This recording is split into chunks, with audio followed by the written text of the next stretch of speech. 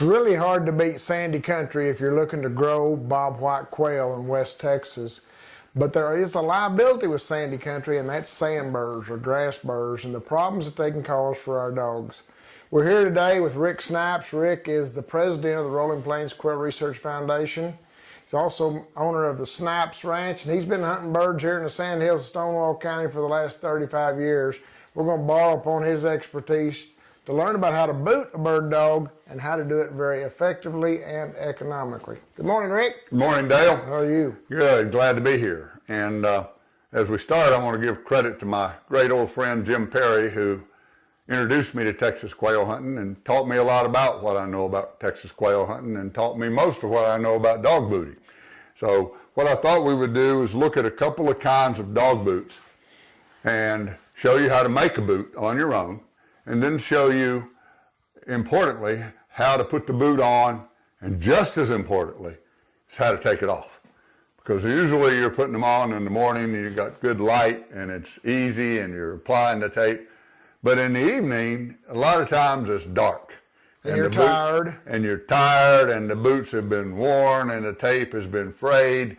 So both the way we put the boots on and the kind of tape that we use are geared toward durability of staying on as well as ease of getting them off. And we got to keep in mind the comfort of the dog as well. And the comfort of the dog. And that's the point we'll look at when we look at a couple of different kinds of dog boots. So without further ado, let's look at what you would refer to as an industry standard type boot, which is the Lewis dog boot, made up in Oklahoma. They're heavy rubber, and they come, if you can get a close up here, Russell, they come sort of like this. But that's sort of not going to work on your dog because this back part is going to really irritate the bumper pad of the dog. So what you have to do is trim the boot up. Trim it up, and you notice we've cut a scallop in the back. That allows it to get far enough up the dog's leg to stay on, but the scallop allows it not to bump too much into the pad and give them some ease of comfort. These are hard rubber, toes are enclosed, and they're probably the maximum in protection. But what we found is that we want something other than the maximum in protection because we're looking for the ease and comfort of a dog.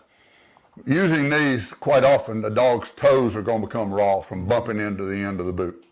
With these, these are made out of motorcycle inner tubes, okay? And you notice that we've cut strips down the side, we've gone to the back, and we've scalloped the back so that it won't get up against the bumper pad, and the toes are open. Counterintuitively, you would think you would get a lot of burrs in it. Hardly at all do you get a burr in it. Occasionally you do, but rarely. And just like the Lewis boots, which come in different sizes of a large and a small, the inner tubes also are in different sizes. And you can see here is one which is a 2.5-inch dog boot, inner tube, and a 3-inch, 2.75 to 3-inch dog boot, depending upon the size of your dog's feet. And the size of the boot is totally dependent upon the size of the dog's foot. These are generally big male dogs, and these are your females. And that's a thinner rubber than the Lewis boot, right? It's a thinner rubber. It's more flexible. It's open, so you don't get near the wear on your dog's feet as you do with the Lewis boot. You don't get quite the protection, but what we found is you don't need maximum protection. Right. You very rarely need it. These are far more than adequate. And if you've ever been quail hunting all day with a new pair of boots on and you do have one rubbing your toes, you appreciate how that can incapacitate you and how long you'll remember that. It does. And the further difference is economics. These boots are approximately $30 for a set of 4. These boots, you spend $5 for an inner tube and you get 10 boots. So you're looking at $8 per boot versus 40 cents per boot. Quite a difference. And it's a little disconcerting when you've got 4 of these that you paid that much for, and you get after the first walk and you come back and the dog's lost 1 or 2 of them out there. There's no way you're going to find them. That's correct. And these motorcycle inner tubes, this is a brand, Akenda, that we found to be a perfectly good combination in the flexibility of the rubber and the size of the tube. Take a second here and show you just how to make one and how simple it is to make one. I'm not going to go through making 10 tubes out of the 1 inner tube, But simply cut it up near the valve with a pair of scissors, using another boot for length, and you'll look at these 4.5 or so inches. Cut it. You take this end and you slit it. You notice it's curved very much like a dog's foot. And this will be the front of the boot, and the long curve will be the back. So we take the back, we simply scallop out a piece so that we then have the part that fits against the bumper pad. We do. What do you call the bumper pad? Just the pad on the back of the dog's, okay. you know, the back of the dog's feet. In order to keep the slit from tearing and running, we generally go one step further and use a hole punch and punch a hole at the bottom of the slit. Okay? Flip it over. Do the same on the other side. And that stops the run of the tear down the side of the boot. Just like doing a paint chip repair on your windshield. There you go. And that's what we do. Okay, we're going to boot a dog, and we've got an actress here who's going to help us. Sadie, come here.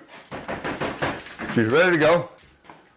And what we do is we use 3 kinds of tape in applying these boots. Okay, we use them for their suitability to the purpose, but we also use them because they help us in getting the boots off.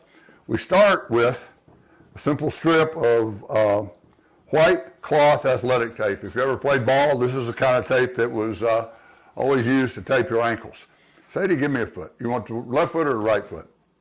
We'll try the right foot, maybe a little better. We come right under the dog's pad, apply this tape, and this gives us a real good surface to work for. Tear it, and here you'll notice that we turn in a corner. We do that because when it's dark and we're trying to get the boots off, we have a way to grasp it and get them off. Now, let me have a boot here. Sadie's got a pretty big foot. First of all, what we do is the next level of tape is white waterproof tape. And we will tear off a small strip of it. And then we use 1-inch duct tape. A strip of it. With this boot, we put the tape up over the dog's foot, making sure it's up next to the bumper pad on the back. We fold down the front end and take the waterproof tape, pop it to, come around, and we have our first securing piece, again, folding under the corner for ease of removal late in the day. Then we fold the end down and come with the duct tape, which gives us our final securing piece, fold an end of that on, and Sadie's ready to go. We booted both of Sadie's front feet, went outside, let her run around a little bit, and now we're going to take them off. It's an important point is that most times we only boot the dog's front feet. Quite often you'll find you don't need to boot the back feet of the dog. The front feet are the feet that take all the pressure, that are hitting when they come down, and consequently that's where you have most of the boot problems. The back feet, unless it's a terrible sandbar year and a particularly bad pasture, we don't boot the back feet. Another thing that's important, give. Sadie's got to tote something, even if it's a rock or a dirt dauber nest. She is a retriever after all. When we take these off, Dale mentioned something that's important, and that is how tightly do we apply this tape. And you want it to be secure, but be very careful that you don't get it too tight, because you can damage the circulation of the dog's foot if you put something on too tight. You know, if you're wrapping a wound, you do it by applying lots of layers of cotton and gauze so you can get it secure enough and tight enough without impairing the circulation. The same is true with the boots. And so we want it secure, but we don't want it so tight that it would hurt the circulation. So be very careful with that. Now, taking them off, the beauty is you find the end, flip it around, you're coming off with the tape. You got here, you flip down this, find the piece that's the second piece, flip it around, the boot comes off, generally pulls out the last part, and there you are. Second boot, same as the first. What you got to do is find the end. You'll get to be a good corner turner once you've taken about a jillion of these things off. And then again, we find the fold. You come off with the boot, come off with the tape. Boot slides off. Find the fold on the initial layer. Off we come, and she's ready to go. Then afterwards, you got to clean up. And that, my friends, is booting the bird dog. Rick, you know, a lot of people don't hunt in sandy country. They hunt in rocky country, and unfortunately their dogs' pads probably hadn't been toughened up like they need to be. So what's the application of this booting technique for dogs that are hunting in rough or rocky country? Well, we found, you know, in Texas, you generally have two kinds of country. You have sand country, in which case your problem you're dealing with is grass burrs. Or you have some of the clay-based soils, and the problems you're dealing with are either prickly pear or rocky country. You know, in Texas, you get your choice. You get grass burrs, or if you get tight land country, you get prickly pear and rattlesnakes. Right. And we like the quail and the grass burrs. But they work equally well in rocky country. And if your dogs are slower, easier going dogs in rocky country, maybe they won't need boots.